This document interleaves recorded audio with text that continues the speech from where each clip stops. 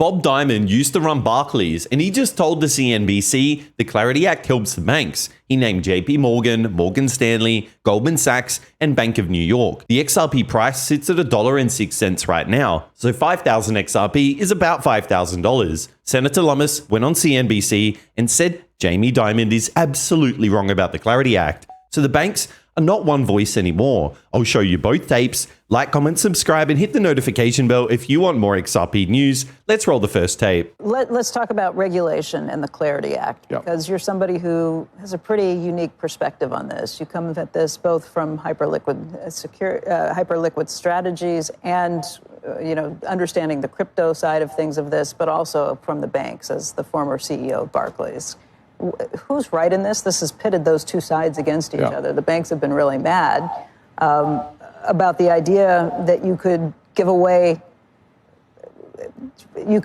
some of their advantages that they have because they're highly regulated. They should have first rights at some of these things. What do you think? I think this is really good for the banks over time. And I'll come back to the interest rate thing on stable coins because I think, Becky, that's an interesting one. But no one is investing more in innovation right now than JPMorgan, Morgan Stanley, Goldman Sachs, Bank of New York. The large, most successful banks are going to benefit from this. What we're talking about is innovation. What we're talking about is 24 hours, trading 24/7. We're talking about instantaneous settlement, which is a positive thing.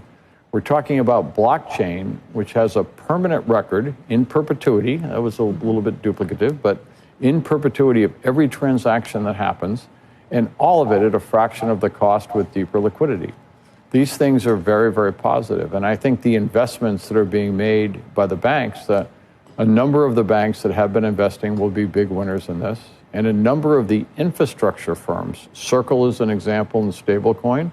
I think Hyperliquid is a great example in blockchain, will also be winners. That was Bob Dimon, and the line to hold is his last one. The CLARITY Act is really good for banks over time. Then he named the winners on live television. JPMorgan, Morgan Stanley, Goldman Sachs, Bank of New York. Those are four of the biggest names in American banking. Dimon is no crypto founder. He is a Wall Street lifer arguing the bank side of XRP's rulebook, the CLARITY Act. I'll come back to one of those names in a second. His exact words, printed. The largest, most successful banks are going to benefit from this. No one is investing in innovation right now more than the big banks. Traditional banks are jumping on this next crypto wave, and they're using the CLARITY Act to do so. Really good for the banks. The largest banks benefit the most. Nobody is investing more in innovation than the biggest banks. 3 claims, 1 interview, all from Dimon himself. Here is what that means in plain English. A bank cannot touch a tokenized dollar until somebody writes down who regulates it. That is what the CLARITY Act is for.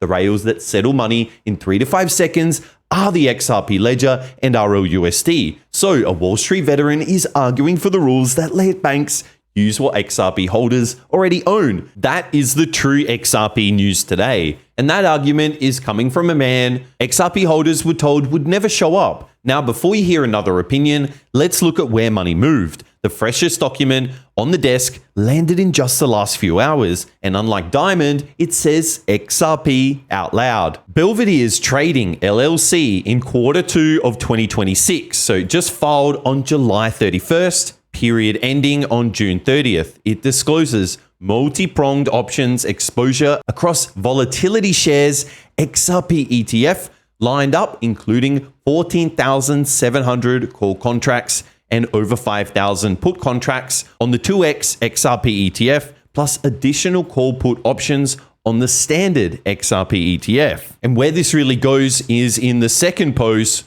where he speaks about XRP's open interest across major exchanges like Binance, Bybit, OKX, Kraken has compressed back to levels last seen since late 2024's rally. So even as prices hold near the $1.08 level, leverage has been flushed out of the market, and we're seeing a sharp divergence from the euphoric spike seen during the January and July 2025 price peaks. Now, Belvedere Trading is a market maker. It's not a fan account. So their quarterly filing filed on July 31st discloses options exposure across the XRP ETF, and they line up more than 14,000 call contracts. They put calls and puts on both sides. That is a professional desk building a real XRP book with its own name on a regulatory document. And let's listen a little bit further into the clip, because this is where he's pushed if he believes the Clarity Act will be passed or not. Let's actually take a listen. I think we're very close. So do you think that this is something that actually makes it over the finish line? The Clarity Act I'm hopeful for, because the part I don't really understand, Becky, is the machinations within the kind of the calendar on the floor and the vacations. But I think in terms of the debate around stablecoins, they will get there. And I think in a lot of other areas they'll get there. One of the interesting things that happened, I think it was in May, when I went to my first annual general meeting of the U.S. Exim Bank, there was a panel. And the panel had people from BlackRock and people from the digital. And the question was asked, when the Genius Act was passed, what was it like the next morning? And it was really, I'm thinking that's kind of a dumb question. And it was actually really, really good, because, you know, people would say, people in the digital version who were talking to banks, so people in stablecoins, for example, all of a sudden it was moving from kind of back office people to front office people. So I think the positive impact on momentum for innovation with the passing of the Genius Act was real. And I think it will be the same thing with the Clarity Act. And it's not the end game. I think we'll see more legislation as we go forward. But what this administration is doing, which, Becky, I think this is so simple and so important, is they're focused on getting one set of regulation around financial services, not one set for digital, one set for traditional banks. We didn't do that when the internet came. We didn't do that when the mobile phone came. We have to adjust to the innovation that's coming. And I think the past administration under Gary Gensler just avoided any regulation at all. And that was the worst possible thing. And the fact that we're working toward, you know, a successful Genius Act and now a Clarity Act, knowing there will be more down the road. This doesn't solve everything. But these are very positive in getting one integrated market basically structure get some more rules innovative, better for the consumer. I mean, I think perpetual future. You heard it from him. He's urging the Senate to pass it now, not next session, now. A Wall Street veteran is publicly pushing the Senate to pass XRP's rulebook right now. Do you think the banks want the Clarity Act because it helps them, or because they're late? Tell me in the comments, and tap the like and subscribe, plus the notification bell while you're down there. Now, which banks he says benefit most? He says it's very positive for banks, and the biggest beneficiaries will be the world's largest financial institutions. Dimon already named the largest banks in America, and JPMorgan's chairman is the bank Senator Lummis has called wrong on the Clarity Act by name. You'll hear her say it on CNBC in the next 30 seconds. Here's where Jamie Dimon is absolutely wrong. He either hasn't read the bill or he wants to mislead people. And let's put the best construction on this. He hasn't read the bill.